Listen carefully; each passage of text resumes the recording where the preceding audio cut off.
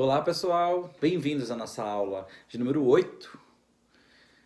E nosso assunto é o repertório de referência para o eufônio. Obviamente, né, devido ao nosso curto tempo, passarei brevemente, cronologicamente, pontuando compositores, obras importantes, né, por período,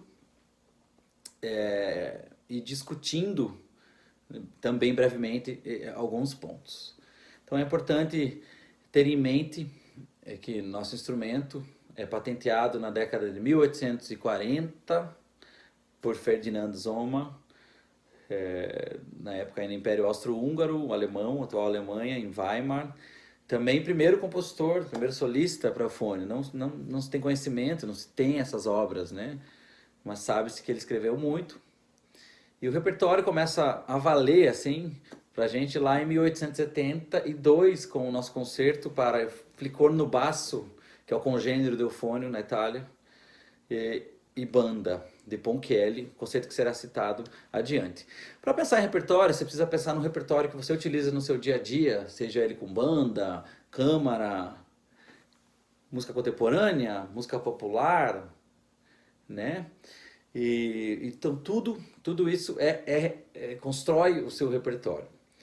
Então, vindo para o repertório de referência do eufônio, é interessante pensarmos na divisão de obras originais, transcrições, adaptações, reinstrumentação, né, que faz parte das adaptações, agrupações tradicionais ou típicas e música popular.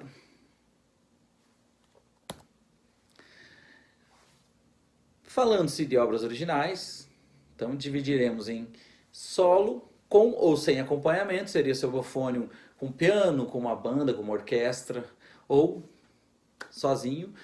O eufônio da música de câmara, formações menores, de até mais ou menos 11 ou 12 músicos, e a partir disso nós temos formações orquestrais, como as bandas sinfônicas, por exemplo, ou as próprias brass bands britânicas.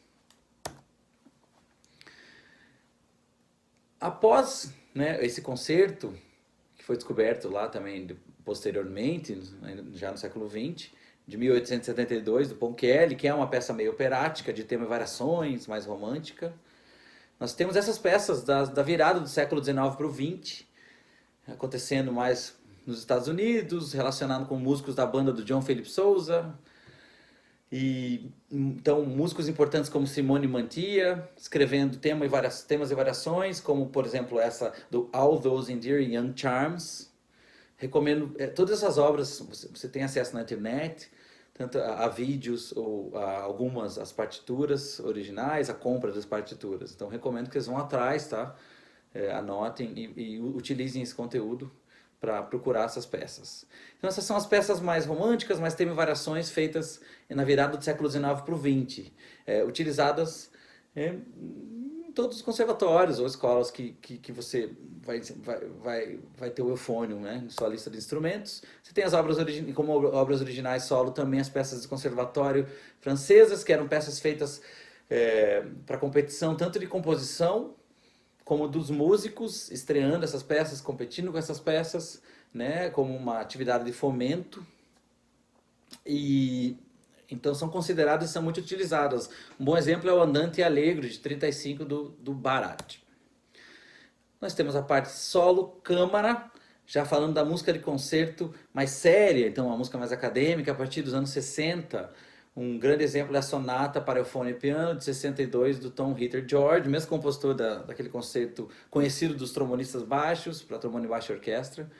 É uma peça emblemática, muito sólida, já o piano com uma participação muito diferente daquelas peças da virada do século XIX para o XX, então considerado mais camerística. Então peças para eufone e fita, como essa do John Boda, como a Fantasia do Gordon Jacob, que já é mais tocado no Brasil também. E a partir da oficialização da Associação Internacional em 1973, surgem muitas obras. Muitas obras são encomendadas, então o repertório cresce, essa é a nossa renascença. Nós temos um novo repertório a partir dos anos 80. A maioria dos eufonistas passa pela Rapsódia para eufônio do James Kernel, que tem contato com eufonistas, professor, compositor norte-americano, E o britânico Philip Sparke vem com suas fantasias, suas peças mais festivas, como o Pantomime ou o Arlequim. Então essas são as peças já mais festivas, já utilizando o eufônio com suas características é, desenvolvidas, né? O eufônio moderno, é, o eufonista profissional a partir dos anos 60 já é diferente por conta, né, do desenvolvimento das obras. Nós temos os concertos, que são peças que, que pesam mais, né, para o nosso instrumento. Elas são como se fossem sinfonias para o instrumento, utilizam substancialmente, né, utilizam com profundidade as características do eufônio. E, então nós temos aqui vários nomes, o próprio Ponchielli que eu citei, com o nosso primeiro concerto, que é uma peça mais tema e variações, mais abertura de ópera. E a partir dos anos 40 nós temos algumas peças, o Hofhernes, nos Estados Unidos, produzindo algumas peças orquestrais. E o nosso primeiro concerto tradicional, assim, mais emblemático, é o concerto do Joseph Horowitz, em 72.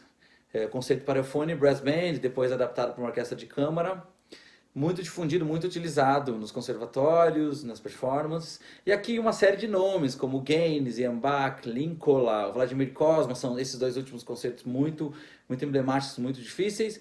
Peças mais novas, como o do John Stevens, professor norte-americano, grande escritor de tubas e eufônios. Um concerto mais recente da Barbara York, americana. No Brasil, nós temos concerto breve para eufone e cordas do Beethoven Cunha. Eu mesmo que vos falo, fiz um concerto em 2016, seria o nosso único concerto grande em 3 movimentos, estreado em 2016.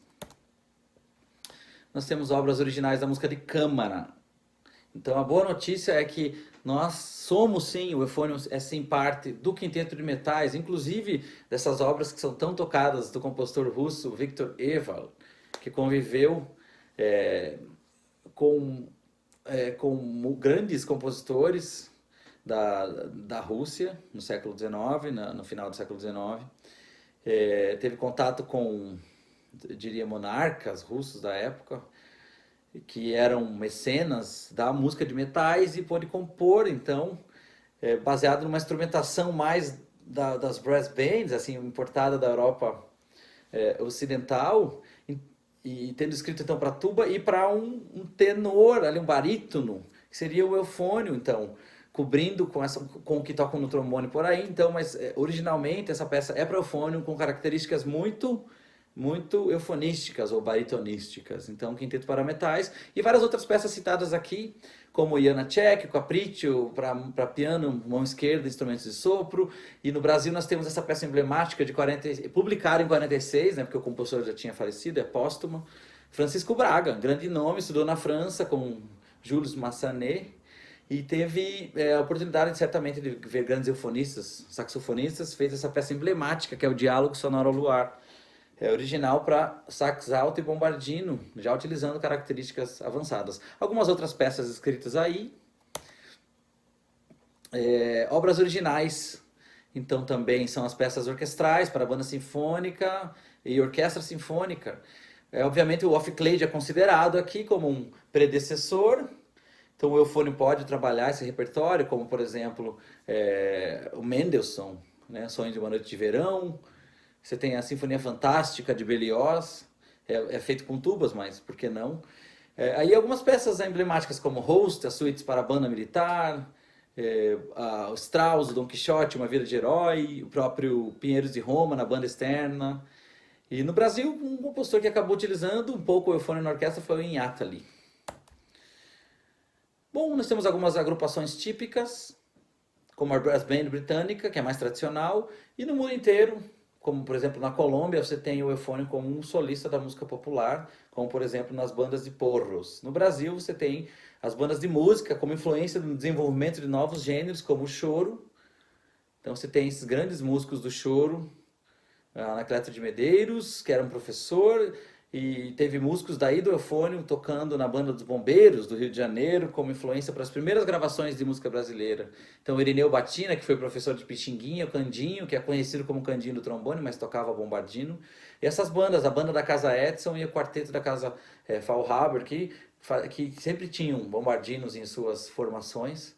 Portanto, até podendo considerar-se como repertório também do nosso instrumento, por que não? Aí nós podemos falar de transcrições. Por exemplo, é muito utilizado o concerto para fagote de Mozart. A peça não precisa nem ser transcrita, porque ela é em si bemol, ela fica muito bem no eufônio, mas você precisa adaptar, né, para a linguagem do seu instrumento ali. Tá? Eu transcrever sonatas barrocas, por exemplo, como o do Telemann. E aí obras de outros instrumentos, em geral, como peças para canto, Schubert, o próprio Villa-Lobos. Você pega peças para cello, suítes de Bach, utilizadas muito pedagogicamente, obviamente também performaticamente. E nós temos as adaptações, similar às transcrições, mas você pega obras de outros instrumentos, como você tem peças de orquestra e traz para eufônio, solo e piano, ou peças do corneto baixo, que seria a serpente, ainda da Renascença, né, para passar para o período barroco. Ou adaptar, né, como eu disse, uma obra orquestral para eufônio solista. Bom, há muito mais que falar sobre repertório, espero ter trazido um pouco assim de pontos, né, peças-chave, peças pontuais na história do eufônio.